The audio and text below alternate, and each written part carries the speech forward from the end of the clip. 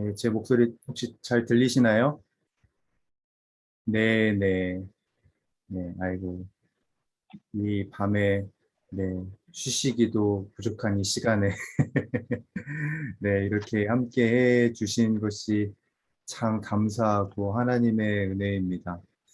우리가 이 자리에 모인 것이, 우리가 이 자리에 하이스쿨로 모인 것이 그냥 단순한 모임이 아니라 하나님의 은혜 안에 속한 모임이라는 것을 다시 한번 더 확증하면서 이 디모데 전후서의 강의를 통하여서 우리 모두에게 주님의 격려와 그리고 주님의 위로와 그리고 우리가 주님을 향한 열정이 다시 새롭게 솟아나는 귀한 시간이 되기를 바라봅니다. 아직 많은 분들이 좀 들어오지 못하신 것 같지만 저희들 해야 될 것이 많기 때문에 네, 이제 기도하고 시작을 하도록 하겠습니다. 하나님 아버지, 우리가 이 자리에 있음이 은혜입니다. 하나님의 말씀 안에 속할 수 있음이 은혜입니다. 하나님의 영광 안에 있음이 은혜입니다. 이 은혜를 우리가 빼앗기지 않고 철저하게 사수하며 지키며 신앙생활하는 우리 모두가 되게 하여 주시옵소서. 수많은 거짓 교리들과 거짓 교훈들과 그리고 유행들이 우리들을 뒤흔들려고 하나, 그러나 우리들의 소망의 이름 되시는 예수 그리스도 굳건히 붙잡고 나아가는 우리가 되게 하여 주시옵고, 참 소망이, 참 능력이, 참 행복이 다른 데에 있는 것이 아니라 오직 주의 복음과 주 예수 그리스도 그 자체 안에 있다는 사실을 깊이 묵상하고 상고하는 이 시간이 되게 하여 주시옵소서. 하나님 아버지, 이 시간 홍익의 권속들이 참 많은 주의 백성들이 이 저녁에 모였습니다. 거저 왔다 거저 돌아가지 않게 하여 주시고 하나님의 은혜로 새롭게 되는 이 시간이 될 수 있도록 주여 함께하여 주시옵소서. 부족한 종이 강의하오나 그러나 완벽하신 하나님께서 이들에게 지혜를 허락하여 주시옵고 은혜를 허락하여 주시옵고 하나님의 놀라운 능력을 부어 주시옵소서. 주 예수 그리스도의 이름으로 간절히 기도드리옵나이다. 아멘. 예, 다시 한 번 더 이 자리에 와주신 우리 모든 홍익의 관속들 환영하고 축복합니다. 그리고 감사드립니다. 지금 다들, 네, 예, 이름 본명으로 바꾸셨지요. 네, 이름으로 본명, 지금 본명으로 바꾸시는 게 굉장히 중요한 게 우리가 이따가 소그룹 모임을 할 때 딱 이게 딱 지금 정해져 있는데 이름을 안 바꿔주시면은 네, 어디로 배치해야 될지 모르기 때문에 네, 곤란한 상황이 발생하기 때문에 네, 미리서 네, 바꿔주시기를 바라겠고요. 지금 네, 네. 그 음소거가 되어 있지 않으신 분들이 계신 것 같습니다. 그래서 음소거 한번 체크해 주시고 내가 음소거를 하지 않은 것 때문에 이게 강의가 끊겼다가 뭐 잘 들렸다가 이게 좀 음질의 변동이 생길 수 있거든요. 그러니 참고해 주시기를 네, 바라겠습니다. 네, 먼저 우리가 지난주에 했던 내용들을 좀 간단하게 나누고 예, 들어가 보도록 하겠습니다. 예, 잠시만요.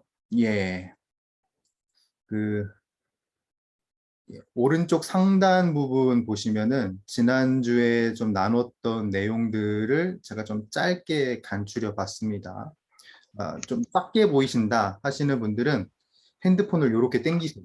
네, 이렇게 당기면은 확대가 돼서 이제 잘 보여요. 네, 네. 보시면 되고, 지난주에 어떤 내용을 했냐면은 BRI를 좀 다뤘어요. BRI라는 것은 뭐냐면은 예수전도단 열방대학에서 하는 Basic Requirement Information, 네, Required Information이죠. 네, 성경을 볼 때에 기본적으로 요구되는 내용들에 대해서 우리들이 좀 지난주 제가 좀 강의를 했습니다. 그래서 저자를 알게 됐고, 그리고 이것을 받는 독자를 알게 됐고, 그리고 이것이 작성될 수밖에 없는 상황적인 근거를 우리들이 좀 살펴봤죠.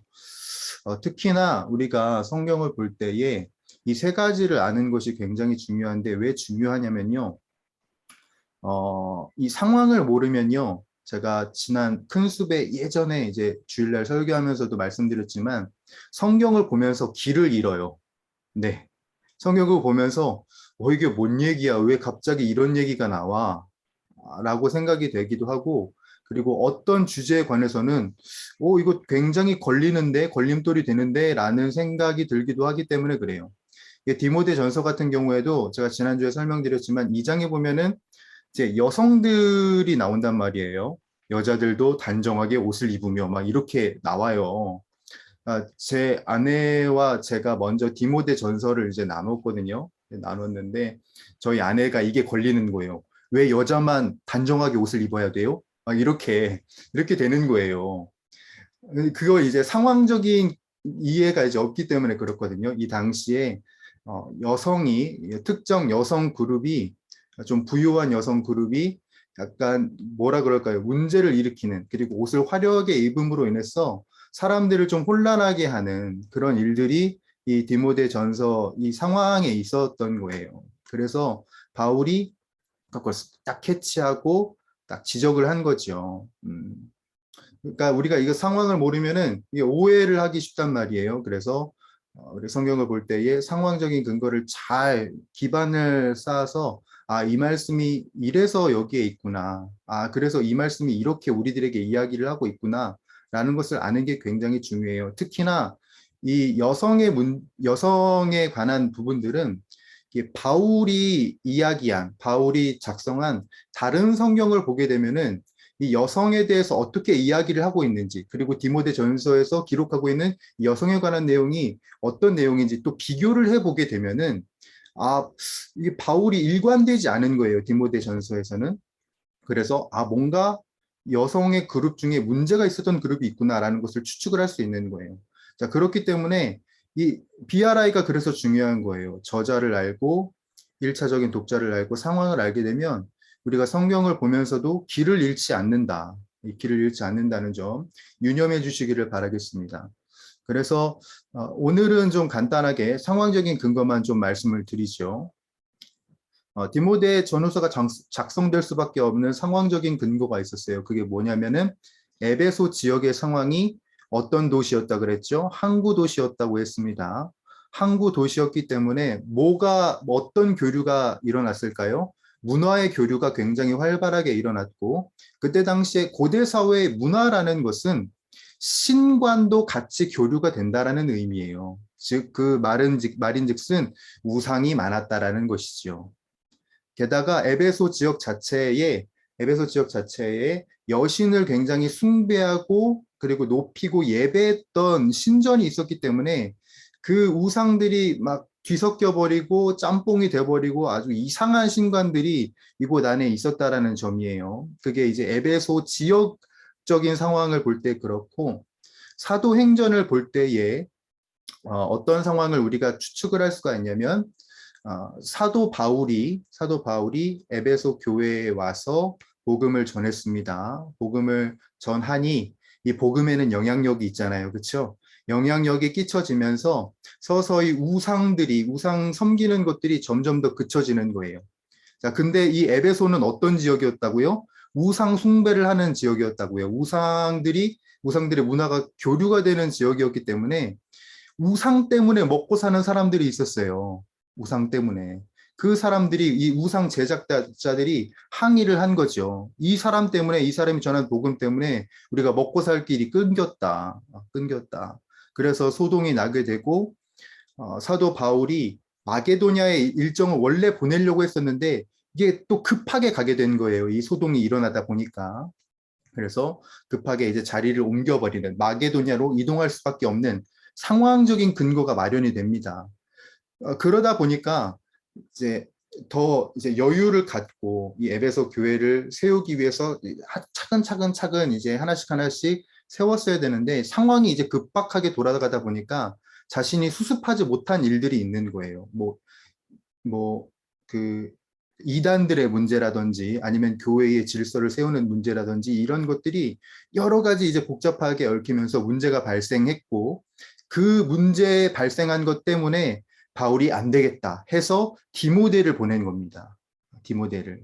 근데 디모데가 얼마나 또 힘들었어요. 나이가 어리고 연소하고 그리고 주변에는 자신보다 나이가 많은 어르신들도 많고 그 이단들은 계속해서 공격해 오니까 너무나도 힘든 거예요. 그 힘듦을 이제 바울이 잘 아니까 디모데 전후서를 작성을 한 거죠. 네, 이런 상황적인 근거가 있고 사도행전을 볼 때에 그리고 디모데 전후서 자체를 보게 되면 볼 수 있는 것이 율법주의자와 영지주의자들이 있었다라는 점을 우리가 볼 수 있다 그랬어요. 율법주의자는 어떤 사람입니까? 뭐 복음 괜찮아. 근데 율법을 지키지 않으면 당신들은 하나님의 백성이 아니야. 라는 메시지를 전하는 거짓 교사들이 난입을 했었다는 것이고 그리고 그때 당시에 영지주의자들도 또 있었다 그랬죠. 영지주의자들이 난입을 해서 율법주의자들과 영지주의자들이 난입을 해서 신화들과 그리고 허탄한 족보들을 계속해서 이야기하면서 도리어 변론만 내는 도리어 이제 소란만 내는 그런 상황이었다. 그렇기 때문에 디모데 전후서를 작성하면서 리더로서 어떻게 해야 되는가 지침과 동시에 격려의 메시지를 적을 수밖에 없었던 상황이었다는 것 이것을 우리들이 놓쳐선 안 되는 상황이라고 했습니다. 그래서 1장을 좀 보시게 되면 1장 성경을 잠깐 보시게 되면 좀 키워드만 딱 체크하고 제가 바로 이제 오늘 강의로 들어가도록 할게요. 1장 1절에 예수의 명령이죠. 예수의 명령. 사도 바울이 자신이 사도가 된 것, 자신이 사명자가 된 것은 다른 누가 세운 것이 아니라 예수의 명령 덕분에 내가 세워진 바 되었다. 이것이 우리들의 정체성이 되어야 한다고 했지요. 하나님이 예수 그리스도가 나를 세우셨고 나를 인정하셨고 나를 지지하신다. 바로 그것이 이 1장 1절에서 볼 수 있는 바울의 모습이었고 그리고 우리의 태도가 되어야 한다라고 말씀드렸습니다. 2절은 긍휼이죠. 네, 긍휼을 좀 체크를 해주시면 사도 바울이 모든 서신에 문안 인사를 하는데 디모데 전후서에만 있는 표현이 있다 그랬어요. 그게 바로 긍휼입니다. 긍휼은 오늘도 이제 좀 중요한 키워드가 될 거예요. 이 긍휼이라는 뜻은 엘레오스라는 헬라어를 사용하는데 이 뜻이 뭐냐면 하나님의 적극적인 도우심. 그러니까 이제 디모데가 굉장히 힘들어하고 있는 이 상황 속에서 바울이 이제 축복을 한 거죠. 하나님께 이제 간구한 거죠. 하나님 우리 디모데를 적극적으로 좀 도와주십시오. 우리 디모데를 적극적으로 주는 도와주셔서 이 일을 감당하게 해주십시오라고 하는 그러니까 영적인 아비된 바울의 마음이 이 긍휼이라는 단어에서 보인다고 이야기를 했습니다. 3절에 명하여가 있다고 했죠. 3절에 명하여. 이 명하여는 그냥 단순한 뭐 권면이나 뭐 어떤 청유의 의미가 아니라 군사적인 용어라고 했어요. 반드시 해야만 하는 거, 반드시 해야만 하는 내용. 바른 교훈을 가르쳐야 하는 것, 그리고 거짓된 교훈을 딱 단돌이 쳐야 되는 것, 그것을 명하였다. 군사적인 용어로 표현을 했다라고 이야기를 했고요. 5절에 거짓이 없는 믿음에서 나오는 사랑. 이것도 좀 체크를 해주시죠. 거짓이 없는 믿음에서 나오는 사랑. 우리들이 리더로서 사랑을 끼쳐야 될 건데 예배자로서 사랑을 끼쳐야 될 건데 어떤 사랑이냐? 거짓이 없는 믿음에서 나오는 사랑. 사실 그 앞에서 이제 청결한 마음과 선한 양심 요것도 다 체크가 되어야 하겠지만 너무 기니까 거짓이 없는 믿음에서 나오는 사랑. 우리가 어떤 말을 하든지 어떤 사역을 하든지 제가 어떤 설교를 하든지 간에 그 안에 거짓이 없어야 된다. 거짓이 있으면 제가 하는 말이나 그리고 우리가 하는 행동이 모든 것이 의미가 없는 것이 돼버리게 되죠. 리더라는 것은 예배자라는 것은 공동체에 사랑을 끼치는 존재인데 그 사랑을 전함에 있어서 거짓이 들어가 있다, 온전한 양심이 없다, 그러면 의미가 없다라는 겁니다. 그게 아무리 탁월한 사회역이었든지 간에요. 그러니까 선한 양심과 거짓이 없는 믿음 안에서 우리들은 사랑을 끼쳐야 된다라고 제가 말씀을 드렸고 8절에 이제 율법. 율법은 어떻게 사용되어야 하냐면 선하게 사용되어야 한다. 선하게. 나의 한계성을 깨닫고 그리고 나의 그 죄, 나는 죄인일 수밖에 없다는 하나님께 의존하고 전적으로 순종할 수밖에 없다는 이 선한 작용을 하는 것으로서 이 율법은 사용되어야지 구원을 줄 수 있는 도구는 아니다라는 것을 우리들은 확인을 해야 되고요. 그리고 마지막 10절의 바른 교훈.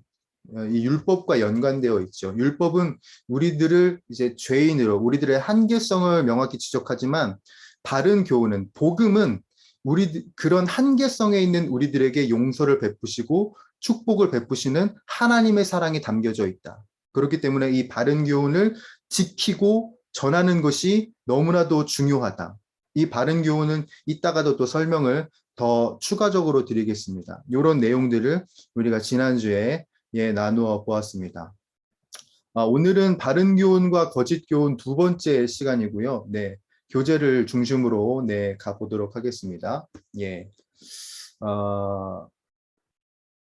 12절 보죠. 우리 12절을 우리 박명희 집사님께서 한번 읽어주실까요? 12절.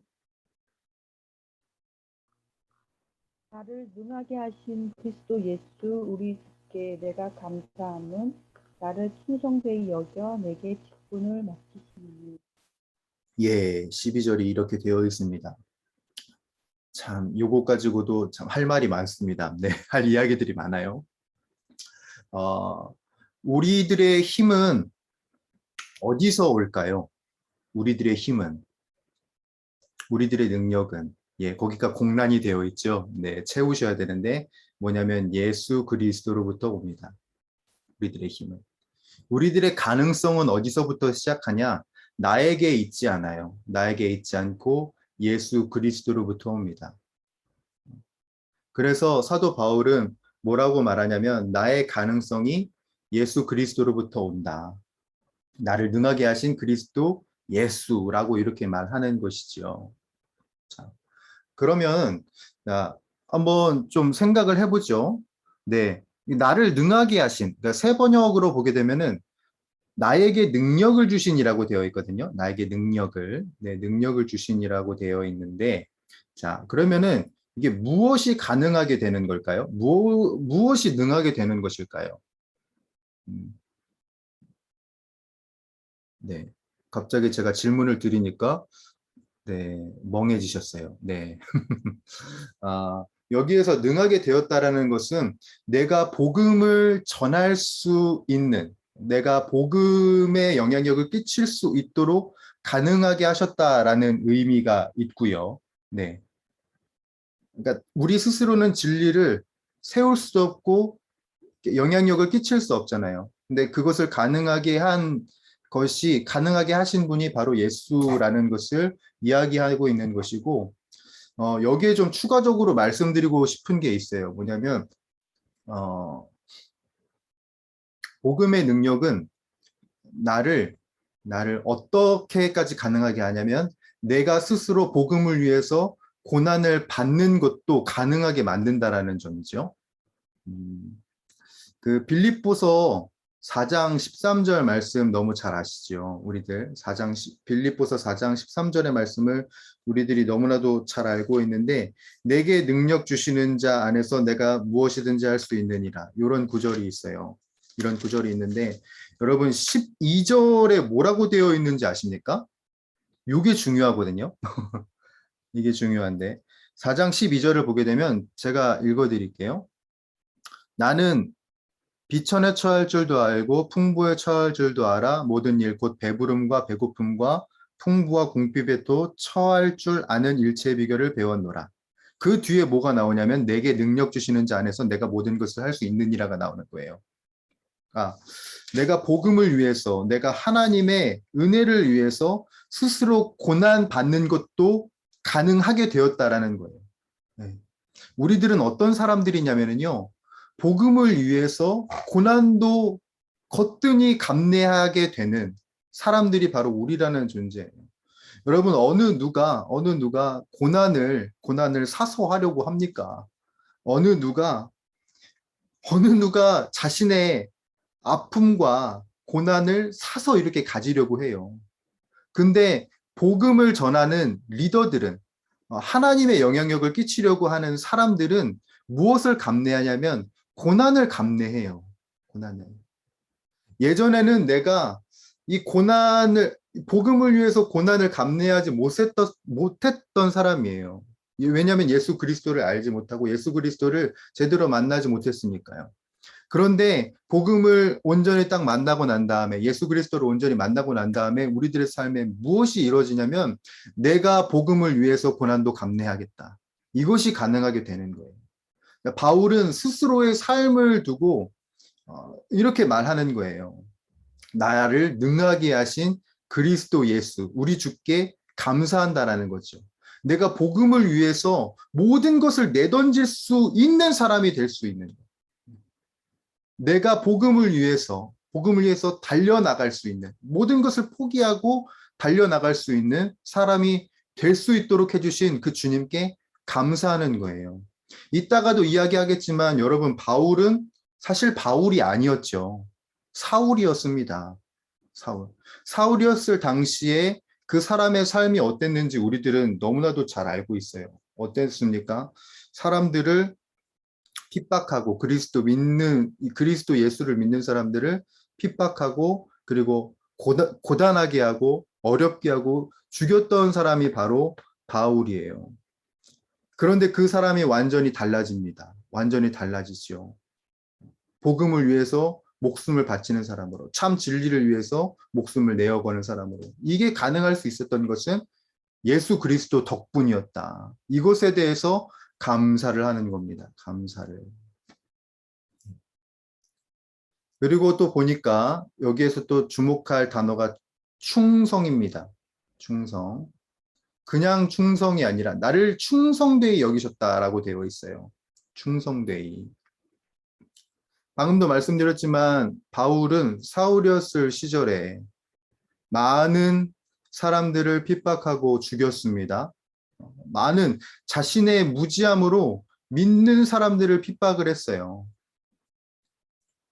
하나님을 내가 열심히 믿어보겠다는 그 충성을 갖고요.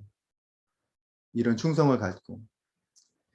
이런 바울에게 예수 그리스도께서 어떤 것을 허락하시냐면 방향성의 전환을 일으켜 주시는 겁니다. 예전에는 잘 몰랐었는데, 방향성을 잘못 잡고 열심을 가졌었는데, 이제는 방향성을 온전히 잡아서 하나님을 온전히 섬길 수 있는, 예수 그리스도를 온전히 섬기는 충성된 자, 정말 충성된 자로 여겨주시고 직분을 주신 거예요. 바로 이것이 12절에 담겨져 있는 의미입니다. 여러분, 여기 두 번째 단락에도 되어 있지만 인생이 바뀌는 동기는 여러 가지가 있습니다.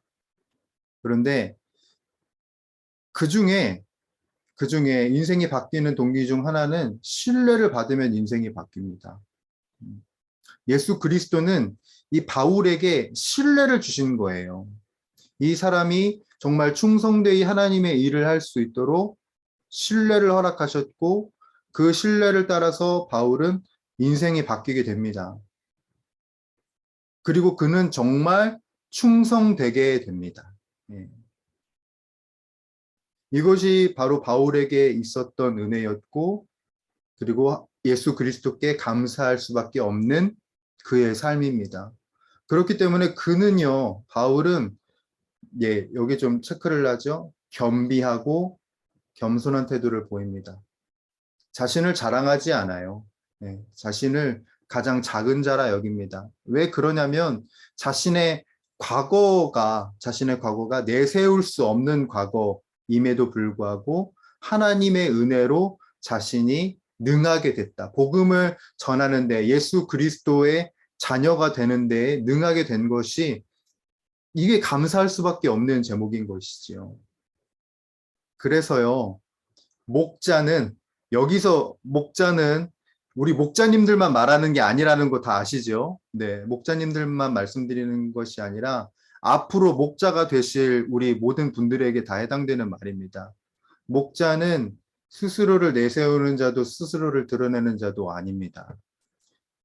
그는 흥하여야 하겠고 나는 쇠하여야 하리라는 겸손의 자세를 갖고 나를 능하게 하신 예수 그리스도를 드러내는 모습이 바로 리더의 모습이 되어야 한다라는 것이죠. 철저하게 예수를 드러내는 삶, 철저하게 예수에게 가능성이 있다고 고백하는 삶.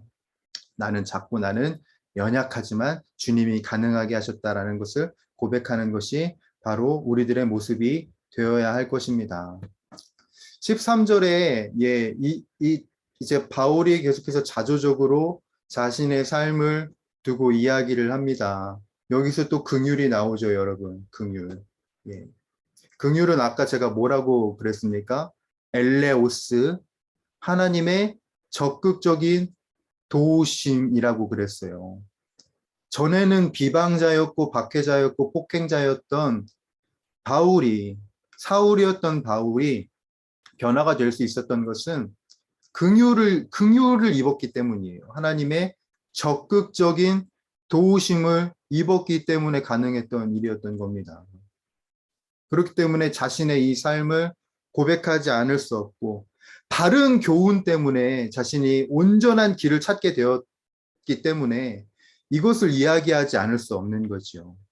그래서 여러분 그 비어있는 공간이 어떤 단어냐면 똑같은 단어입니다. 긍휼이에요. 긍휼. 긍휼이라고 적어주시면 됩니다.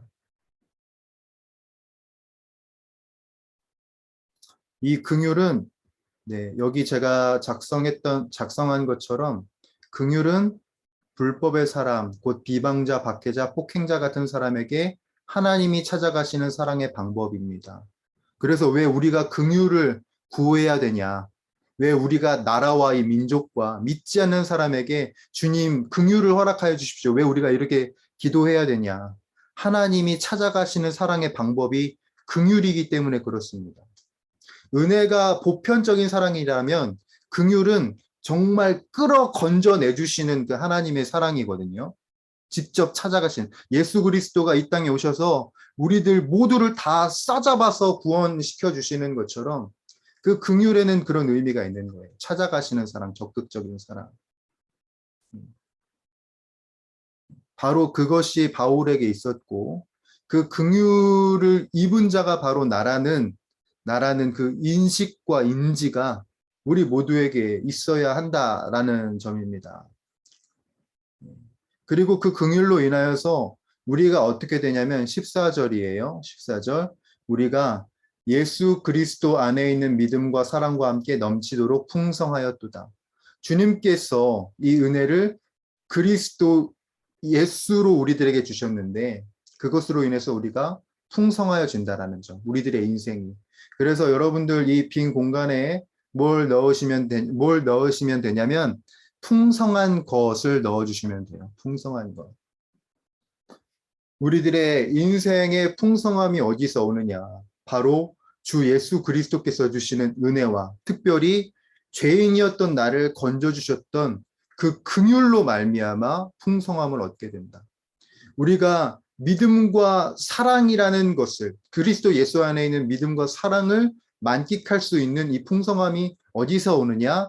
바로 주님의 은혜와 긍휼함에서 오게 된다라는 점. 그래서 앞서 제가 찬양을 틀어드렸던 것도 은혜였죠. 네, 그런 의미가 또 있는 겁니다. 예, 다 의미가 있어요. 예. 자, 15절에서 17절 한번 보도록 하죠. 네, 15절에서 17절을 우리 최하나 집사님께서 한번 읽어주실 수 있을까요? 15절에서 17절이에요.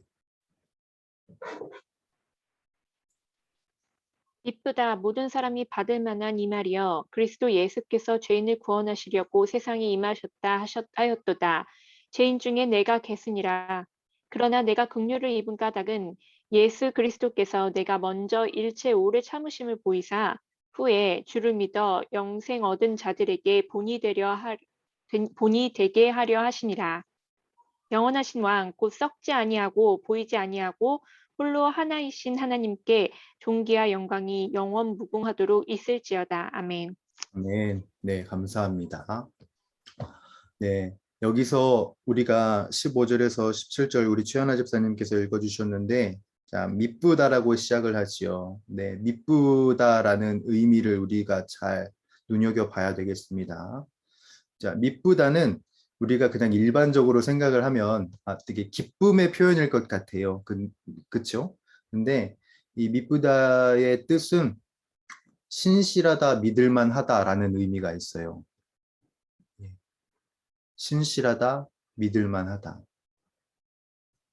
그래서 요거를 이제 다른 번역 성경에서는 어떻게 말하냐면 전적으로 받을 만한이라고 되어 있어요. 전적으로.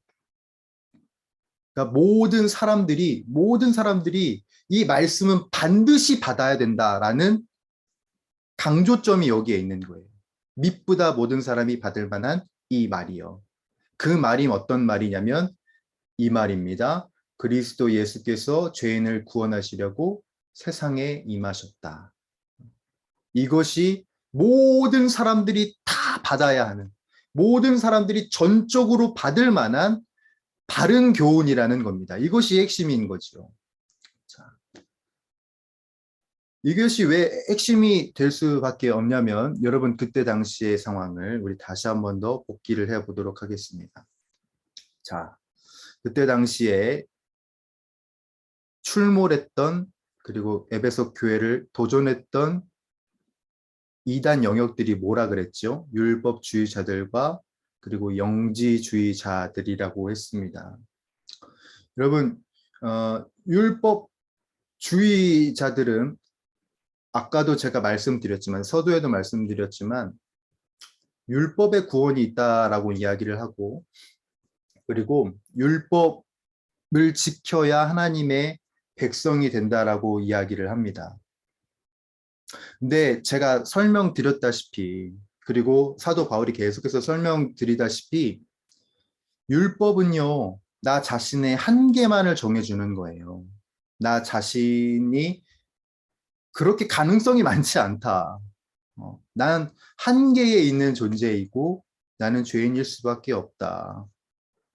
그런 율법주의자들에게 이 말씀이 어떻게 다가오냐면 예수 그리스도만이 구원이시라는 것이 분명해지게 되는 것이죠.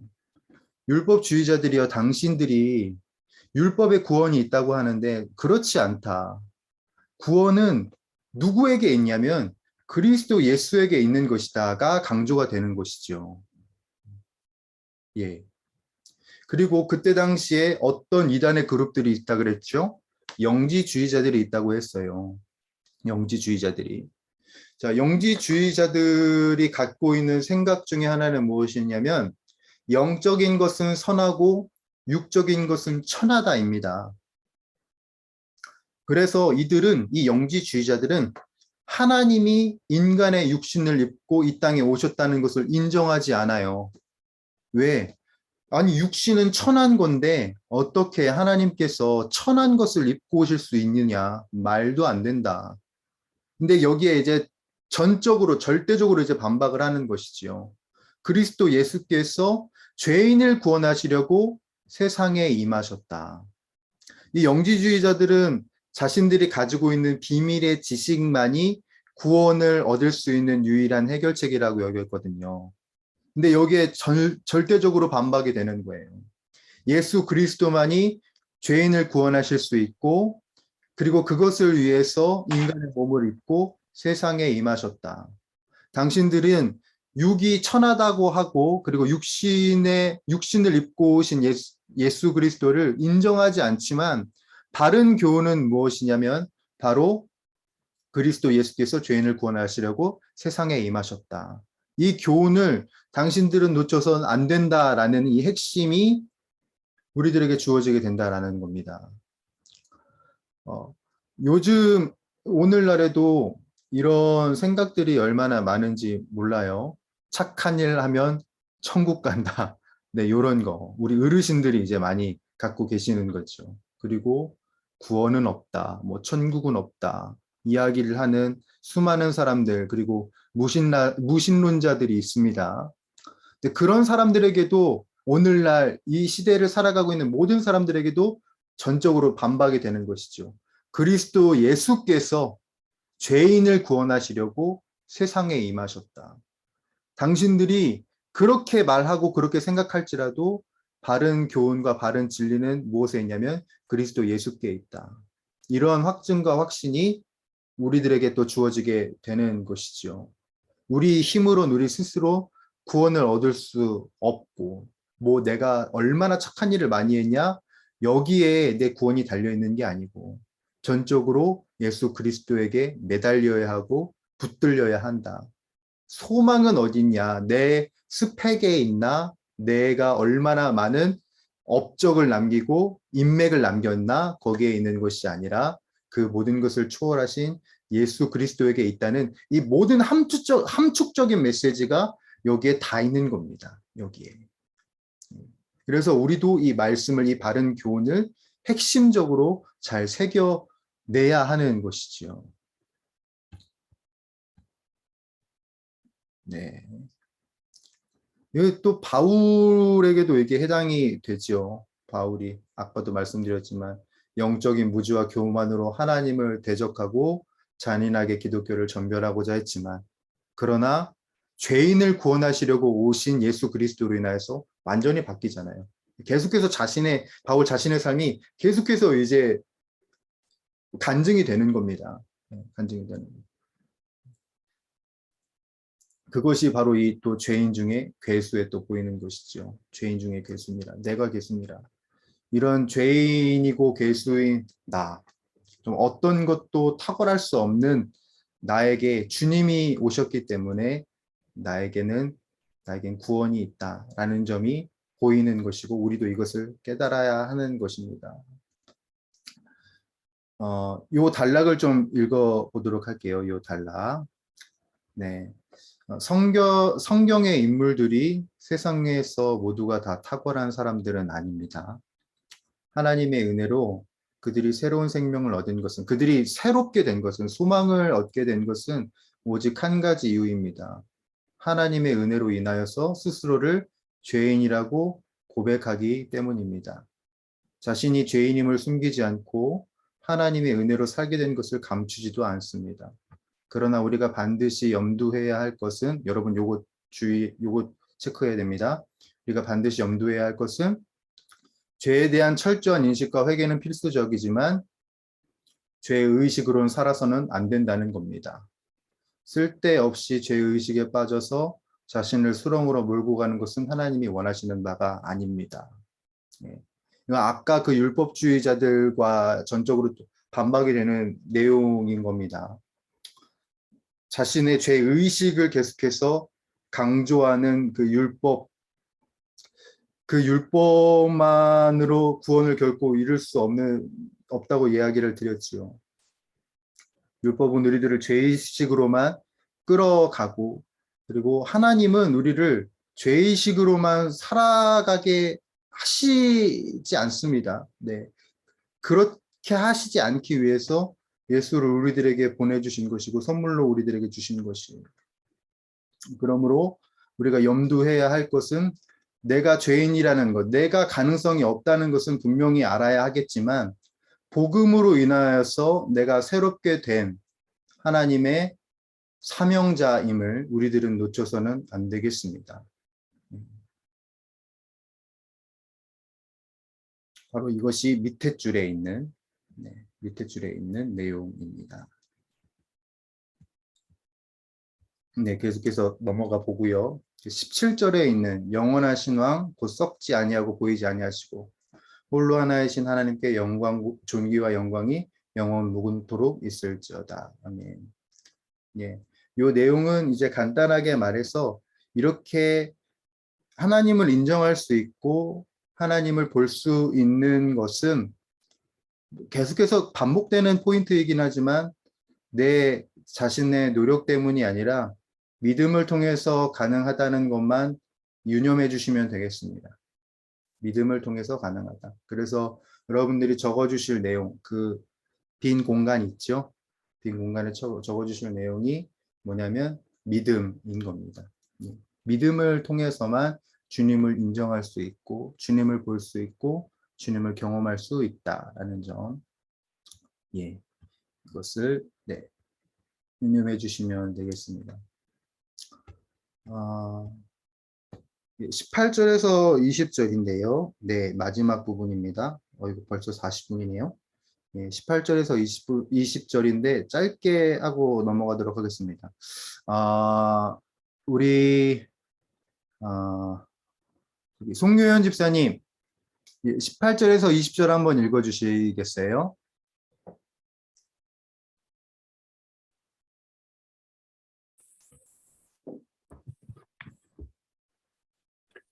아들 디모데야, 내가 네게 이 교훈으로서 명하노니 전에 너를 지도한 예언을 따라 그것으로 선한 싸움을 싸우며 믿음과 착한 양심을 가지라.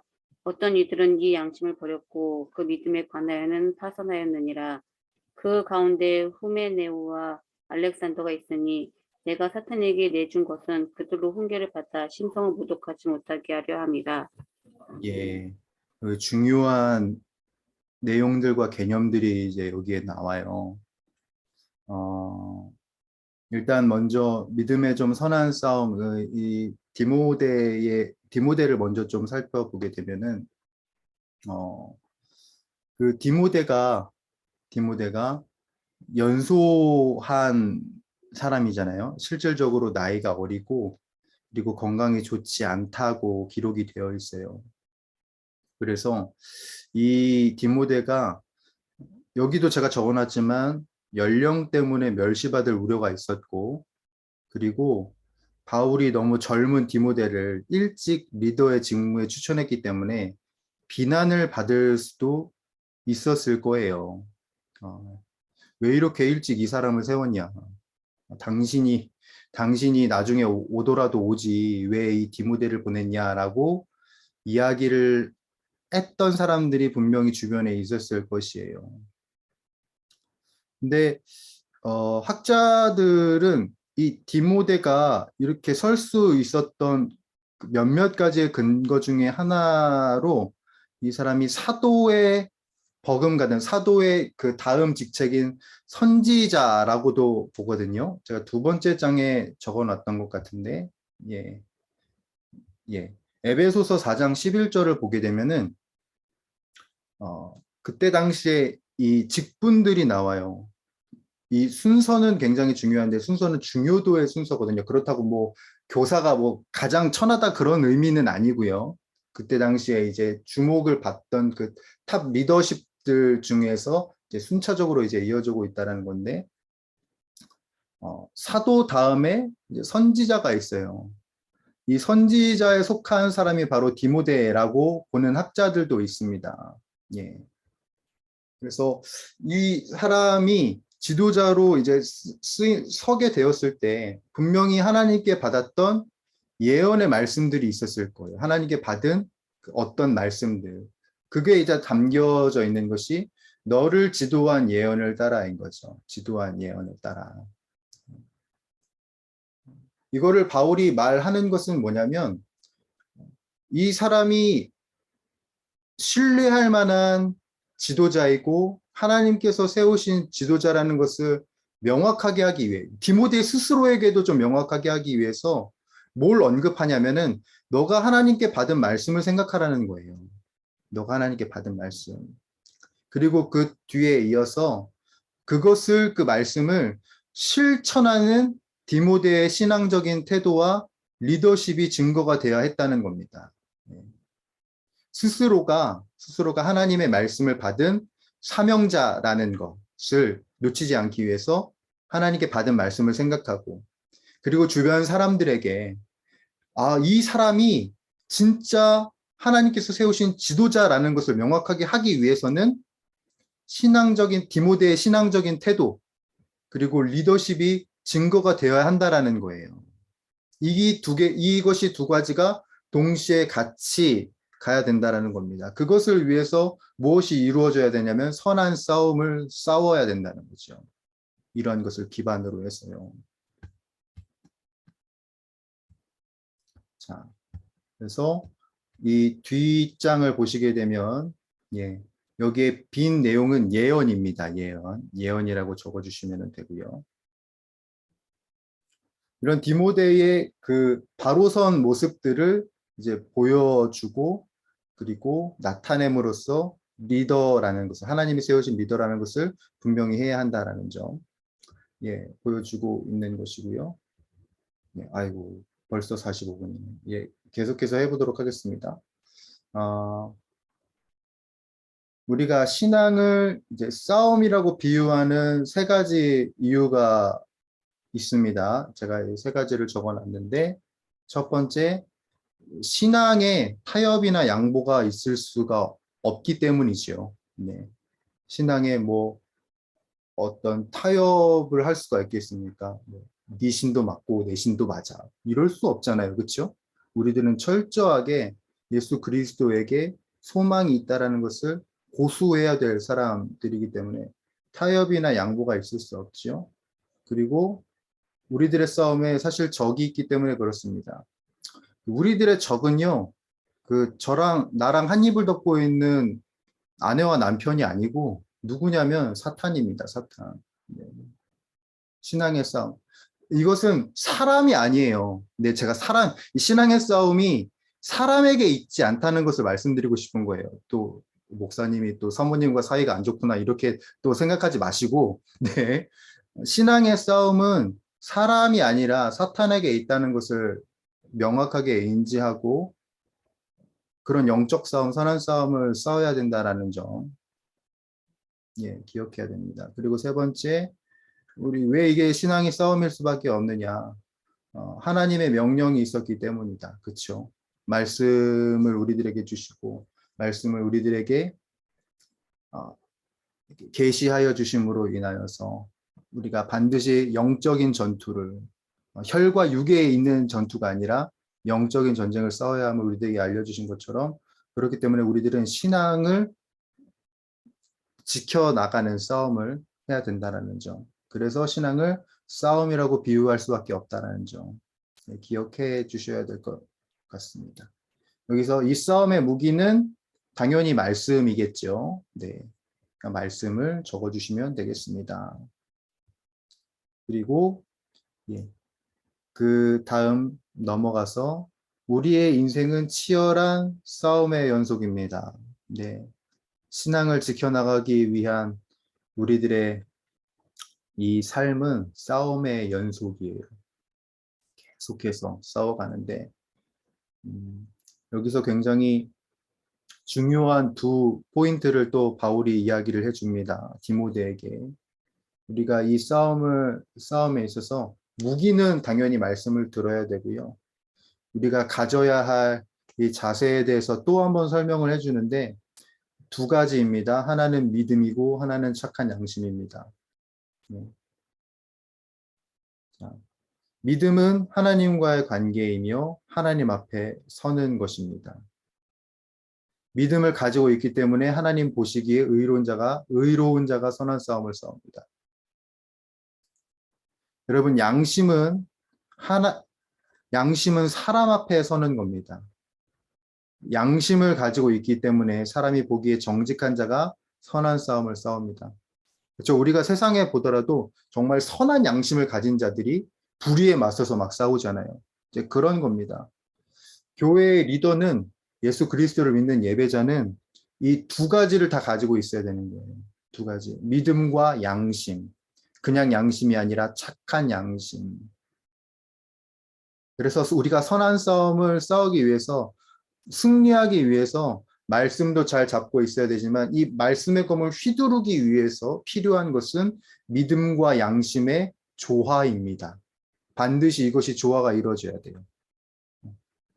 양심만으로 말씀의 검을 휘두를 수 없고요. 믿음만으로도 이 말씀의 검을 휘두를 수 없습니다. 이 두 가지가 동시에 같이 가야 돼요. 우리가 1장 우리가 저희 첫 번째 강의에서 봤던 것처럼 우리가 거짓이 없는 믿음에서 나오는 사랑, 요것과 또 연관이 되지요. 예. 제가 말씀을 전해요. 말씀을 전하는데 저는 양심만 있고 하나님을 믿지 않아요. 자, 그게 설교겠습니까? 예, 설교 아니겠죠. 제가 믿음은 있어요. 믿음은 있는데 양심이 더러워요. 삶에 막 온갖 죄악과 해악, 여러분들이 보지 못하는 것에서 온갖 죄는 다 짓고 있어요. 그러면서 설교를 전해요. 그러면 그 말씀의 검이 여러분들에게 잘 박힐까요? 그것이 영향력이 있을까요? 없다는 거죠.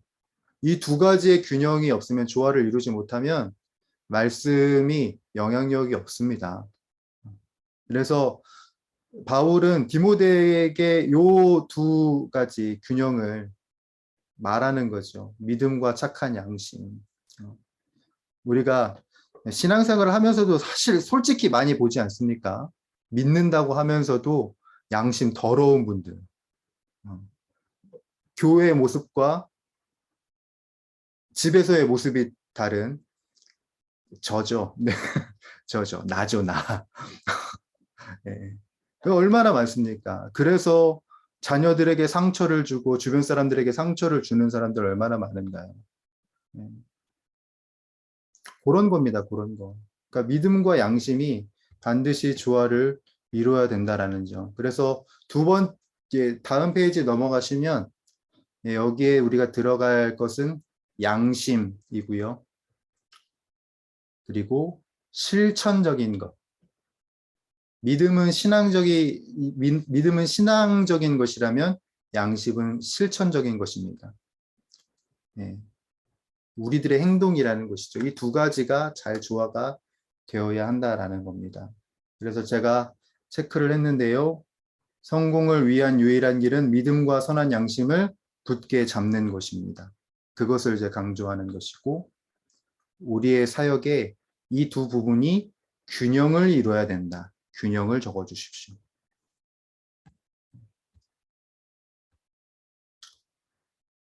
네. 그 마지막 절입니다. 20절. 예. 20절을 보게 되면 이거 어떻게 보면 여러분들 좀 충격적인 구절이 아닐 수 없어요. 사탄에게 내줬다.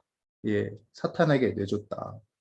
후메네오와 알렉산더가 있는데 내가 이 사람들을 사탄에게 내줬다. 이 두 사람을 율법주의와 그리고 영지주의의 대표되는, 그리고 굉장히 에베소 교회를 힘들게 했던 그 이단 리더로 보거든요. 이 두 사람들을 어떻게 말로 해도 안 되고 어떻게 해도 안 되니까 뭐라고 말하냐면, 바울이 뭐라고 하냐면 사탄에게 내줬다. 이 말인 즉슨 뭐냐면은 출교를 의미하는 거거든요. 출교를 의미하는. 그래서 출교를 적어주시면 됩니다. 이거에 대해서 좀 설명을 좀 명확하게 드릴 수 있는 부분이 어떤 걸까 좀 생각을 해봤는데, 여러분 로마서 1장을 보시게 되면, 제가 지금 여기 적어놨죠. 네, 적어놨는데 로마서 1장 24절, 26절, 28절을 보게 되면 그 죄인들의 모습이 나오거든요. 죄인들의 모습이 나오는데 거기에 보게 되면은 사도 바울이 공통되게 말하는 게 있어요. 그게 뭐냐면 하나님께서 이들을 내버려 두셨다라고 되어 있습니다. 내버려 두사. 이 내버려 두사가 반복이 돼요. 그러니까 사탄에게 내가 이렇게 줬다라는 의미가 아니라, 바울이 이렇게 사탄에게 이렇게 줬다, 건네줬다라는 의미가 아니라 이들을 그냥 내버려 뒀다라는 겁니다. 이들을 그냥 죄를 짓도록, 그들이 그냥 그렇게 하도록 그냥 내버려 뒀다라는 거예요. 그 내버려 둔 이유가 있는데, 그게 뭐냐면 이들이 결국은 하나님의 은혜로 돌아올 수 있기를 바라는 마음인 거예요. 그러니까 바울이 그랬잖아요. 바울이 계속해서 이제 사울이었을 시절이 이제 계속해서 회상이 되는 거예요. 사울이었을 때 얼마나 많은 사람들을, 그쵸, 이거 계속 얘기하면은 다 아시는 건데, 네, 그랬다가 결국은 자신이 하나님께로 돌아오게 되는 거잖아요. 자, 그것을 지금 염두하고 한 말인 겁니다. 20절이. 그냥 이 사람들을 사탄에게 줬다. 어떻게 이럴 수 있어가 아니라 결국은 본인 스스로가 버린 그 해악 때문에 결국 주님께로 돌아올 수 있게 되기를 바라는 마음이 이 20절에 담겨져 있어요. 20절, 네. 그 맨 마지막에 보게 되면 하려 함이라 있죠. 하려 함이라가 있는데, 요거를 헬라어 원어로 보게 되면은 제가 체크를 여기 하이라이트로 해놨는데, 파이듀 도신이라고 되어 있어요. 파이듀 도신이 어떤 의미가 있냐면 배우게 하려 함이니라라는 의미가 있어요. 즉, 그 일들을 통해서 자신들이 벌인 그 해악으로 인하여서 본인들이 또 해악을 당하고 그로 인해서 하나님밖에 없구나. 내가 전한 것이 온전한 게 아니구나. 하나님이 온전한 소망이구나라는 것을 배우게 하려 하는 것에 목적이 있다는 것을 지금 이 사도 바울이 말하고 있는 것이고 20절에 담겨져 있는 의미가 바로 그러하다라는 것을 말씀드립니다. 때로는 정말 참 하나님이 너무 철저하게 내버려 두시는 사람들이 보이지요. 철저하게 내버려 두고 계신 것처럼 느껴지는 국가도 있습니다. 근데 결국은 역사적으로 봐도 하나님이 그냥 내버려 두신 그 국가들은 결국은 해악을 당하게 되고 결국은 주님께로 돌아오게 됩니다. 우리가 뭐 구약을 보게 되면 이스라엘을 보게 되면 아주 잘 알죠. 하나님이 그냥 내버려 두시거든요. 이 열왕기 때 왕들의 왕조 때에 그냥 내버려 둬 버리셔요. 그러자 이제 이들이 본인들이 스스로 벌인 해악 때문에 고난을 당하고 고통을 당하니까 하나님께로 돌아가죠. 그런 의미가 바로 여기에 담겨져 있는 겁니다. 그래서 우리 20절이 조금 난해하고 착각하기 쉽지만 결국은 하나님께로 돌아오기를 바라는 사도 바울의 마음이 있었다는 것을 여러분들 염두해 주셨으면 좋겠고, 그리고 그 마음 한켠에 이들을 향한 마음이 있었다. 그 마음이 있었다는 점을 염두해 주시기를 바라겠습니다. 해보니까 9시 58분이에요. 9시 58분인데, 우리가 짧게나마 그래도 또 나눔을 또 해야 되지 않겠습니까? 나눔을 하고 좀 마무리했으면 좋겠는데, 지금 9시 58분이거든요. 9시 58분인데, 저희가 10시 15분까지 제가 또 생각들을 또 마련해 놨죠. 네, 이 생각들. 여러분들이 각자 가지고 있는 대답할 준비가 되어 있으신 이 생각들을 잘 나누어 주시기를 바라겠고요. 저희가 10시 15분에 다시 이 자리에 모여서 마무리를 하도록 하겠습니다. 저희 소그룹으로 잠시 좀 흩어졌다가 다시 모이도록 하지요. 나눠주십시오.